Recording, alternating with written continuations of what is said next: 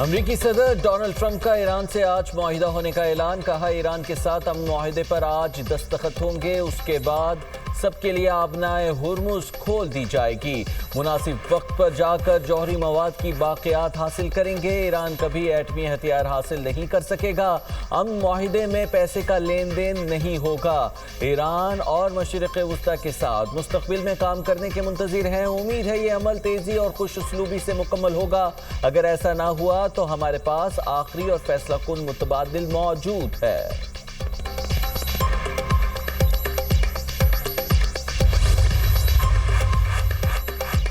ایرانی فوج کو صدر ٹرمپ کا آج ڈیل ہونے کا دعویٰ مسترد کر دیا۔ پاسداران انقلاب کا کہنا ہے ایرانی مذاکرات کار اتوار کو کسی معاہدے پر دستخط نہ کرنے کا بتا چکے ہیں۔ ٹرمپ 14 جون کو اپنی سالگرہ کی وجہ سے دستخط کرنا چاہتے ہیں۔ ٹرمپ اس موقع کو علامتی اہمیت دے کر اپنی ذاتی تشہیر کا پروگرام بنانا چاہتے ہیں۔ ترجمان ایرانی وزارت خارجہ اسماعیل بقائی کہتے ہیں امریکہ ایران مفاہمتی یادداشت پر دستخط آج نہیں ہوں گے، صحیح وقت کا انتظار کرنا چاہیے، آنے والے دنوں میں معاہدے پر دستخط کے امکان کو رد نہیں کیا جا سکتا۔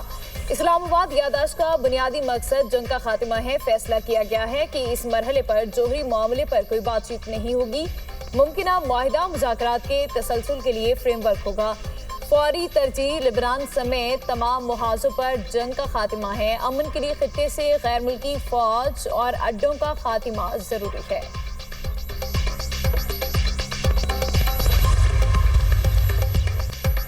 پاکستان کی سفارتی کوششیں حتمی مراحل میں داخل، 24 گھنٹے میں امریکہ ایران امن معاہدے کو حتمی شکل دیے جانے کا امکان، وزیر اعظم شہباز شریف کا ایکس پر بیان، کہا امن معاہدہ پہلے سے کہیں زیادہ قریب ہے، پاکستان معاہدے کی تکمیل کے لیے اقدامات کر رہا ہے، معاہدے پر الیکٹرانک دستخط کی تیاریاں کی جا رہی ہیں، حتمی منظوری کے بعد امن معاہدے پر دستخط متوقع ہیں، معاہدے کے بعد اگلے ہفتے تکنیکی سطح کے مذاکرات ہوں گے، پاکستان دونوں فریقین کے ساتھ مسلسل رابطے میں ہے، پاکستان امن مذاکرات کے دوران مسلسل عزم پر امریکہ اور ایران کا شکر گزار ہے۔ شہباز شریف نے خطے کے دیگر ممالک کی حمایت کو بھی سراہا، کہا یقین ہے یہ تاریخی امن معاہدہ پائیدار امن کے لیے مضبوط بنیاد فراہم کرے گا۔ امریکی صدر نے وزیر اعظم کا پیغام سوشل میڈیا پر شیئر کر دیا، وزیر داخلہ محسن نقوی کا کہنا ہے 1-2 دن میں اچھی خبر ملے گی، بنیادی معاملات طے ہو چکے، چند انتظامی امور کو حتمی شکل دینا باقی ہے، وزیر اعظم اور فیلڈ مارشل معاہدے کی تقریب میں پاکستان کی نمائندگی کریں گے۔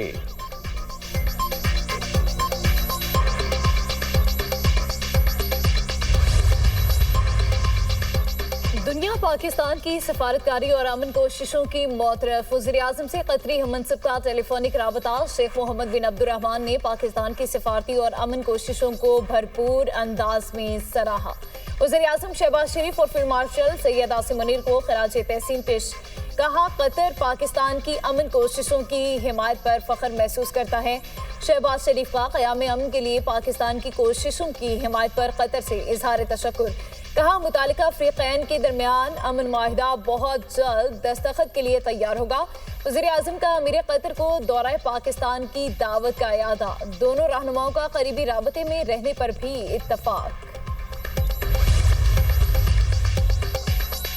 ہم معاہدے پر الیکٹرانک دستخط کی تقریب آج ہوگی، دفتر خارجہ کے مطابق نائب وزیر اعظم اسحاق ڈار کا سعودی وزیر خارجہ شہزادہ فیصل بن فرحان سے ٹیلی فونک رابطہ ہوا، امریکہ ایران مذاکرات کے آخری مرحلے میں داخل ہونے کا خیر مقدم، سعودی وزیر خارجہ نے ثالثی اور مکالمے کے فروغ کے لیے پاکستان کی کوششوں کو سراہا، آئندہ 4 ملکی وزراء خارجہ اجلاس پر بھی تبادلہ خیال۔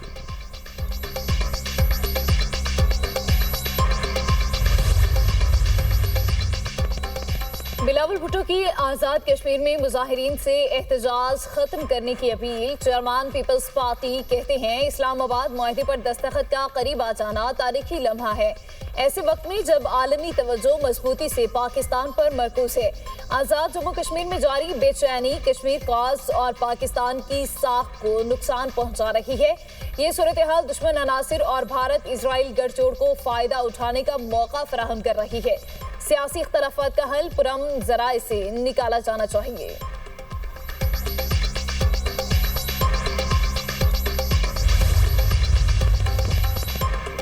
ڈونلڈ ٹرمپ کے ایران سے امن معاہدے کے اعلان کے اثرات، عالمی مارکیٹ میں خام تیل کی قیمتوں میں کمی، برطانوی خام تیل کی قیمت $87 فی بیرل ریکارڈ، امریکی خام تیل $84 فی بیرل فروخت ہونے لگا۔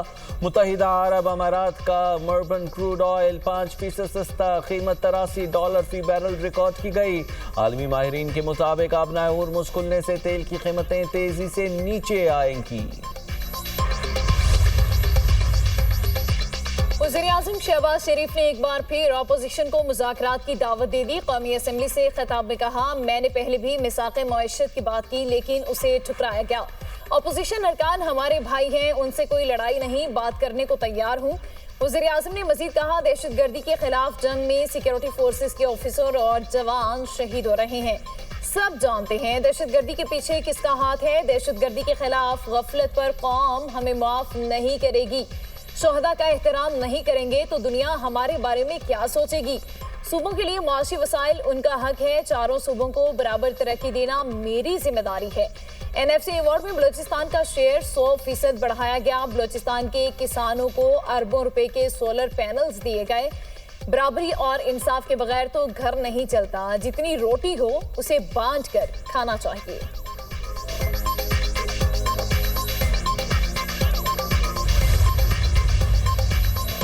موجودہ حکومت آئینی مدت پوری کرے گی، جولائی یا اگست میں کچھ نہیں ہوگا، پریشان ہونے کی ضرورت نہیں۔ وزیر داخلہ کی لاہور میں صحافیوں سے غیر رسمی گفتگو، محسن نقوی نے کہا، بلاول بھٹو سے ملاقات ہوتی رہتی ہے، گزشتہ روز کوئی خاص ملاقات نہیں ہوئی، جو کشمیری یہاں آ کر آباد ہوئے انہیں واپس بھیجنے کی بات مناسب نہیں۔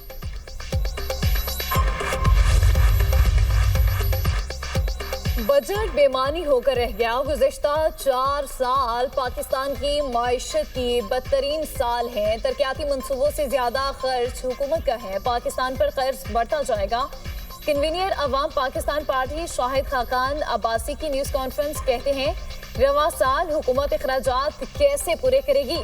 وسائل سے زیادہ خرچ کرنے پر اضافی ٹیکس لگانا پڑتا ہے۔ جس ملک میں سیاسی استحکام نہیں ہوتا وہاں سرمایہ کاری بھی نہیں آتی۔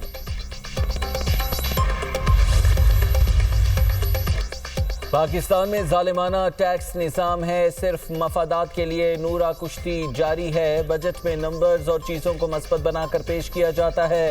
حافظ نعیم الرحمان کی تنقید، کہا بجٹ میں پیٹرول، بجلی اور گیس کی قیمتوں پر بات ہی نہیں کی گئی۔ بجٹ میں مجبوری کا بہانہ اور IMF کے دباؤ کا کہا گیا، پیٹرول پر لیوی کو ختم کرنا چاہیے۔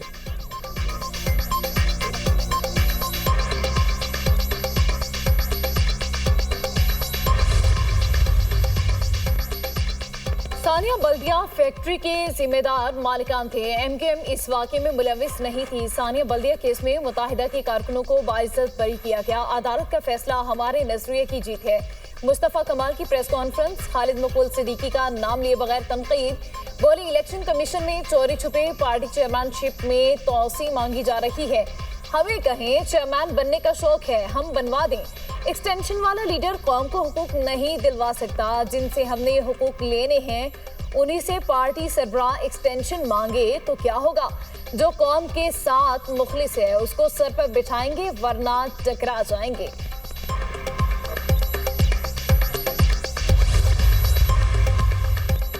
خیبر پختونخوا میں دہشت گردوں نے حالیہ 10 واقعات میں مائننگ ایکسپلوزیو استعمال کیا۔ بیشتر IED دھماکوں میں مائننگ بارودی مواد کے استعمال کے شواہد ملے۔ KP پولیس کا دہشت گردی میں مائننگ ایکسپلوزیو کا استعمال روکنے کے لیے حکمت عملی بنانے کا فیصلہ۔